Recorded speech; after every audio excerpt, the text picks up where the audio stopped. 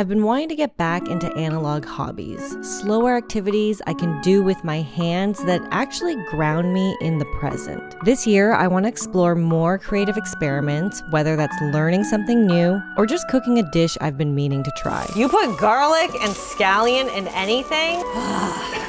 So good. I've never been good at drawing. I actually did drawing classes when I was younger, maybe about like 11 years old, and I don't remember enjoying it that much. I don't know if it was like the art style, just feeling like I was copying more than actually learning, but it was never something I did and then felt like, oh, I want to continue pursuing this. And honestly, after that, I never really had that much of a desire to draw. I've gone to a few of those like paint night sort of things with some friends, and it was fun, but it was just never something that I felt I'm gonna continue pursuing this. And it wasn't until I came across this artist on Instagram who does beautiful architectural art that I became very drawn to it. I think there's a few reasons. One, because it's black and white, so it seems a lot more simple to me. And because it's done in this like cross-hatching technique, which is basically just using the pen for shading, it just felt a lot more approachable to me. Like,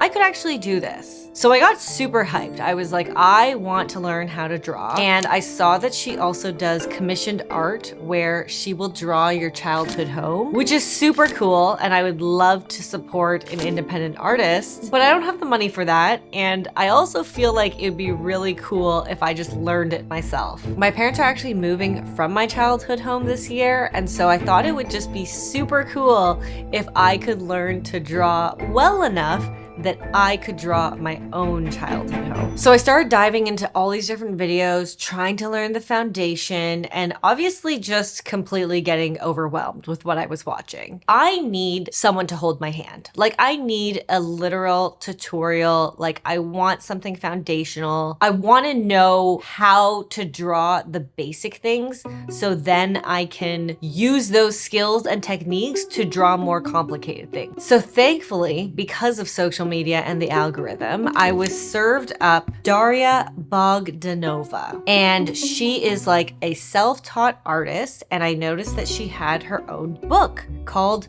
The Drawing Habit. And I also saw that she had a couple of free resources online. She basically had these like practice sketching papers where they teach you like, how do you draw basic lines? How do you draw plants? And it was basically exactly what I was looking for. So I actually did just do some basic, practice one evening. So I decided to invest in getting her book, The Drawing Habit, because I like having a teacher. The big thing that she pushes is just making drawing a habit. Draw consistently every day for 30 days for whatever amount of time works for you. Just make it a habit. There is a kind of checklist paper that she gives you for 30 days of drawing. And she has a good intro in the book that just kind of talks about like taking pressure off of yourself from the outcome and focusing on the process. Because if you're anything like me, I get discouraged when I'm not good at something. Nobody is good at something like immediately. I really want to learn how to draw so I can draw my family home and have that as a memory for myself and my parents. So I'm gonna start drawing, and I'm gonna share my progress with you guys. Let's see how good I actually can get. I have not busted this out in almost 2 years. This is my beading bin.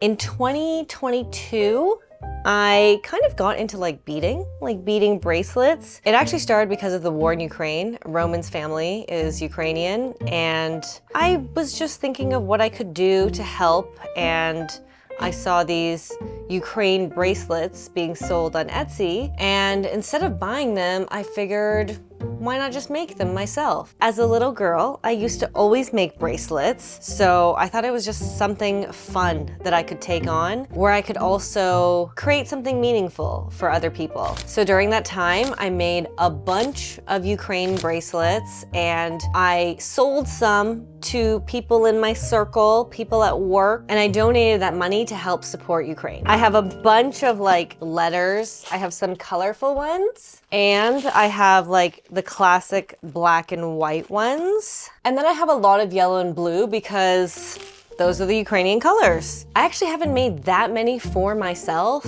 I have like a couple, but I made some for my friends' kids, and it just became something that I wanted to make to give away to friends. And I would ask my friends like, what is your wrist size? You know, what colors do you like and everything like that. And I was gonna make a daisy chain bracelet for my friend for her birthday, and I never got around to it. So I feel like it's been like 3 years since I made this false promise, and I'm determined to actually make this bracelet for my friend Nancy and give it to her this year. So in 2022, I told her I would get it to her next summer in 2023. It is now 2026. So I am the worst because I hate when people say they're gonna do something and don't. And I know it's not like a big thing, like it's a bracelet, it's a nice to have, but that's exactly it. It is nice to have. And I wanted to do something nice and make it for her. So we are going to make that. I also think daisy chain bracelets are so cute, and I want one for myself,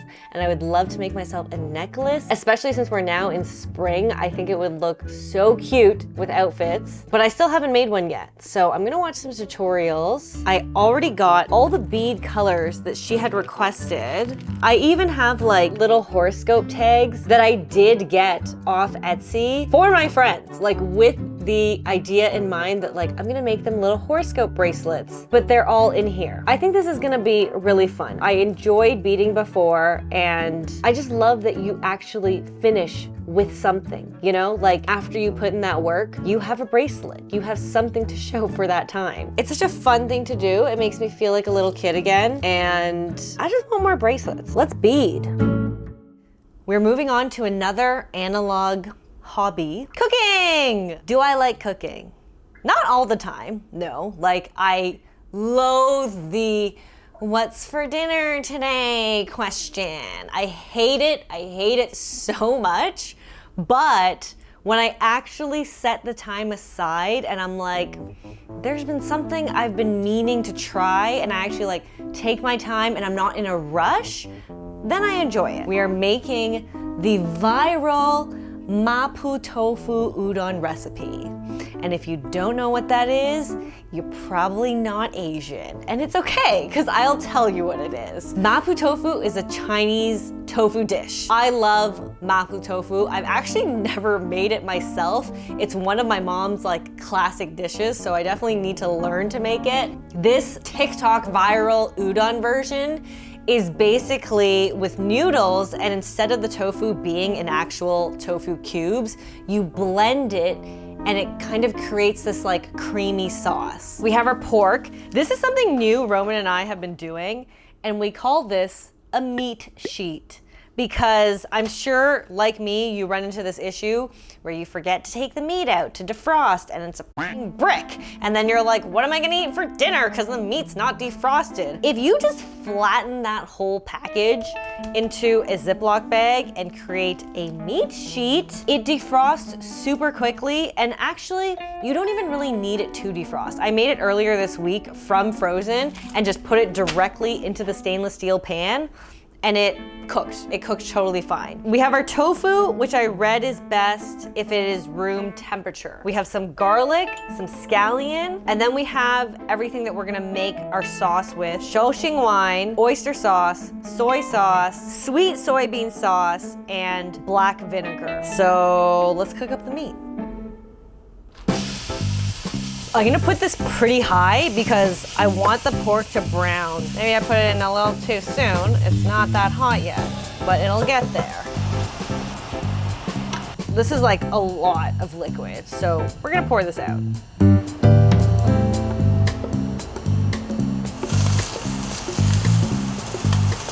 That nice color.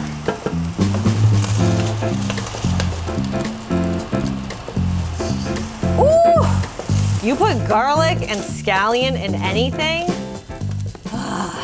so good. I mean, your clothes won't smell good, your breath won't smell good, but it's gonna taste hella good.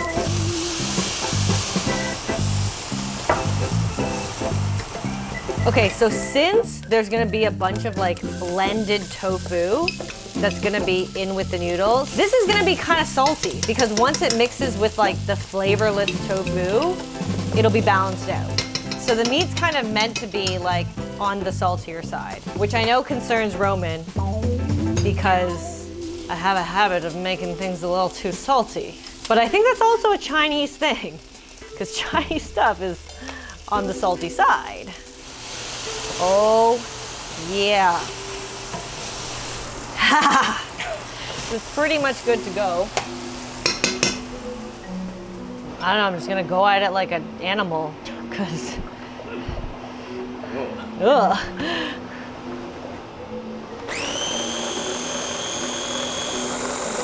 Like it's meant to be like a Chinese Alfredo sauce. Tastes like nothing, tastes like tofu, but it's a vessel for flavor. Whoa. Everything is coming together. The udon noodles also cook super fast, like 3 minutes. Everything is done.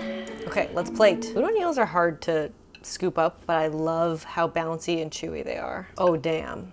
We're not even done yet. Don't trip. All right. Okay, that's not coming out nicely, but whoa.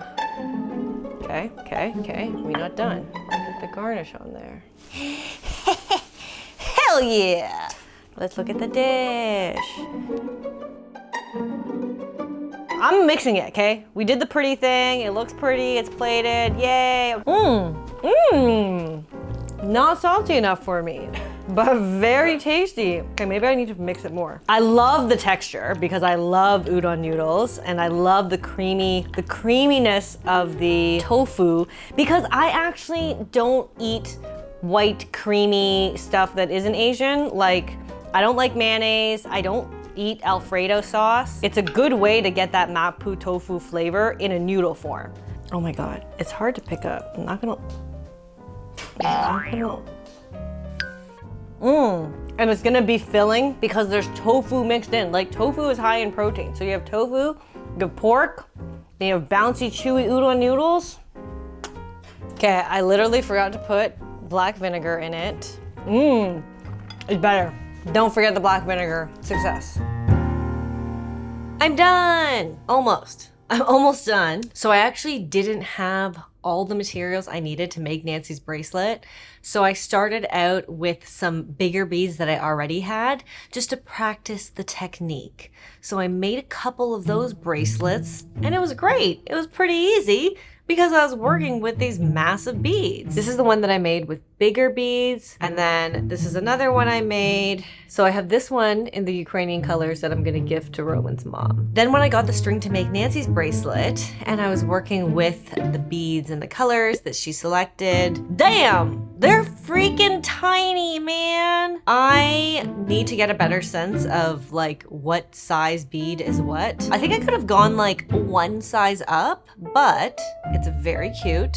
This is the bracelet. It's very dainty. As you can see, it's not fully finished yet because I had to order some gold clasps. I don't have any gold lobster clasps or like finishers. I only have silver, and obviously this bracelet has gold on it, so it needs a gold clasp. So I am waiting for that to come in, but the labor is done. The bracelet is done and I'm happy that I finally got this finished. You know, maybe 4 years later, but it is done now.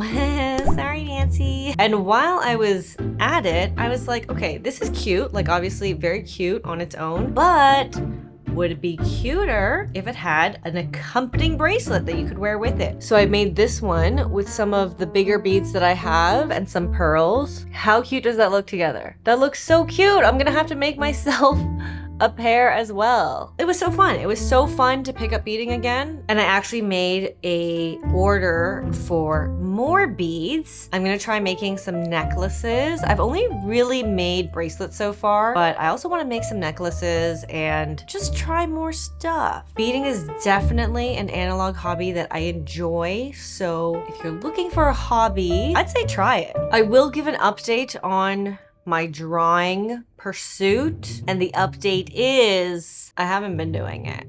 My 30-day challenge lasted 2 days. I feel like I was really excited to start beading, so I kind of just like moved over to that. And I was kind of thinking about like, I don't know, I really wanted to learn how to draw, and like I kind of still do, but I'm like, why did I not really enjoy it? And I think there's a few reasons. One of them is my hand freaking hurt. I have always held my pen or pencil very hard. Like since I was young, I've always held it really hard as I try to like print very neatly. It's the only way I know how to hold my pen. And it's why I actually just journal digitally, like in Apple Notes. I don't journal in a book with an actual pen because my hand hurts, and then it actually prevents me from wanting to write more, even though I have more stuff I want to write. So that's the same reason I think I haven't really moved forward with drawing, is because my hand hurt and I haven't learned how to relax it. And I think because of that, it doesn't really feel like a meditative activity yet. The other thing I enjoy about projects and hobbies is when there is like an end result I can see. And obviously when I get better at drawing, I'll be able to draw something and have a finished result, but it's not as even quick of a process of like, oh, let me make a bracelet, and by the end of this hour, I will have a bracelet that's done. Especially because the challenge is just practicing, like I am learning a new thing. I'm just gonna be, drawing little tiny things, and it's gonna be a while until I can get to something that's like a finished result. So that might just be my own impatience around it. The other thing that Roman brought up, which is true, is that I've always said that when it comes to sports, the reason I realized that I like contact sports is because I am good at moving my own body. But once you throw another object in there, it gets a little hairy. So I used to do wrestling and Brazilian Jiu-Jitsu, and those are the sports that I enjoyed the most.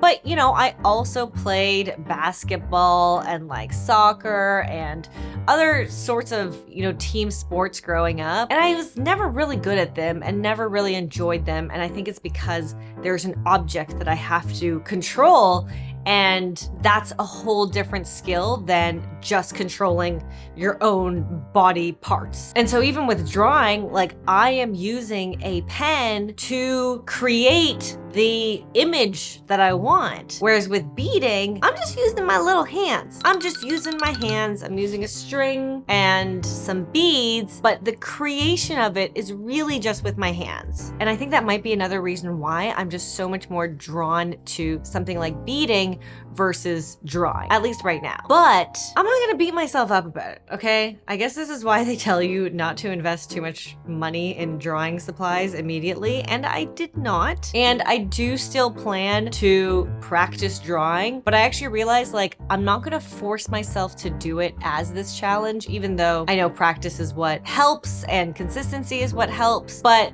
the whole point of doing an analog hobby is I am doing this for joy. And if I am just like not feeling that joyful by the end of doing it because my hand hurts, I'm just not gonna wanna do it. So I think it's better that I just do it when I feel like doing it, when I wanna do it, versus trying to do this challenge where I'm kind of forcing myself to do it even though there's other analog hobbies that I'd want to do.